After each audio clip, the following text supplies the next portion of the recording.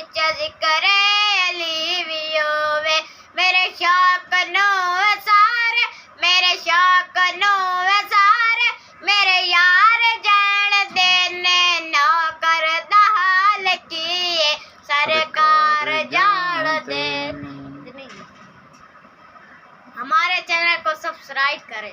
हमारे चैनल को सब्सक्राइब करें। अगर आपको अच्छी नात लगी है तो आगे इसको शेयर करें और सब्सक्राइब करना और लाइक करना ना भूलिएगा।